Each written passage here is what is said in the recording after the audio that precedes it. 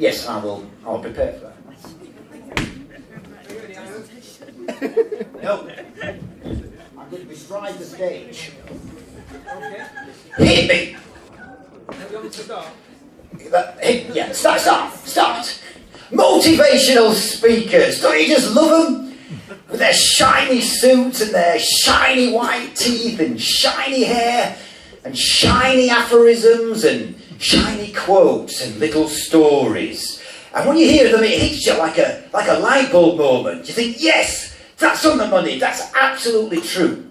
But what you've got to remember is that the incandescent light bulb technology didn't change for over 100 years. And 96% of the energy sent to the light bulb was wasted in heat. It's actually a shit image for a good idea. And also these aphorisms are similar. 96% of the energy is wasted in hot air. When they give you these stories, I first got wind of this when I heard Lisa Simpson in a Simpsons episode say that the Chinese use the same symbol for crisis as they use for opportunity. I thought, hey, well, I'm a professional artist. When I give talks, I could draw this symbol and impress people and say, what is that? What does that mean? So I thought, right, let's find out what this symbol is. So you get on the internet, let's research it. First off, were you talking Mandarin or Cantonese? I don't know. And then he says, well, it depends how you interpret this particular symbol, because there isn't actually a symbol for this particular...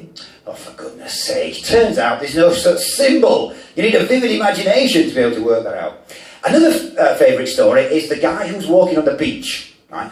And he sees thousands of starfish washed up on the beach and starts picking them up and throwing them into the sea. And another bloke says, what are you doing? There's thousands of these, you can't make any difference. And he picks a starfish up, he throws it into the sea, he says, I made a difference to that one.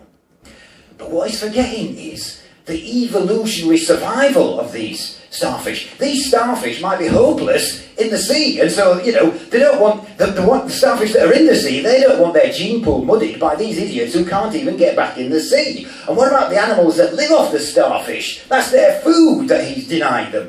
When you start messing with a very complex system, you're asking for trouble. Another favourite story is the boiled frog one, where it goes like this. If you put a frog into very hot water, it'll try and jump out naturally.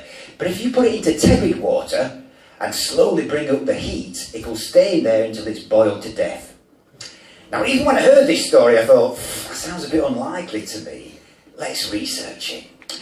And actually, I did discover someone had boiled a frog, but they'd lobotomised the frog.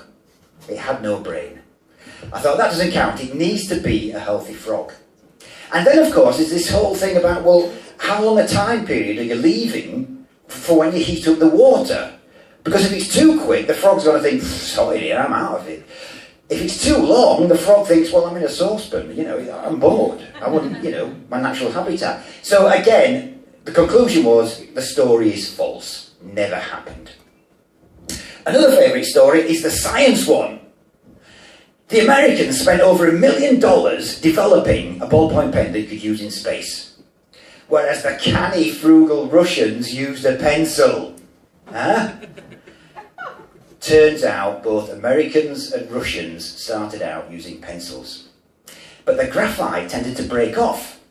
And in a space capsule, you've got bits of graphite floating around. This is dangerous because graphite is a brilliant conductor of electricity. So you get short circuit. Now the Americans lost several astronauts in a capsule fire. So they decided, right, we're going to develop this pen. And they did develop it. The Fisher Space Pen, it was called, and it did cost over $1 million or whatever. But it turns out that the Russians, they realised what a sensible thing this was, and so they ended up buying the pen off the Americans. So technically, yes, the story is true, but when you look at the big picture, it's nonsense. What you need is a good Buddha quote to put everyone to rights, okay? So something like this that tells people, you know, think for yourself kind of thing. Except that this fucking quote isn't true either. The big fat clue is in the word read. Buddha came from an oral tradition.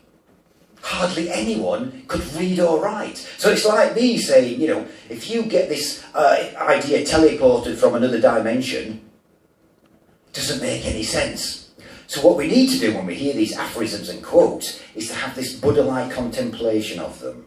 You know, believe nothing, question everything, and think to yourself, well, that's really interesting, if it's true. Thanks very much for your time.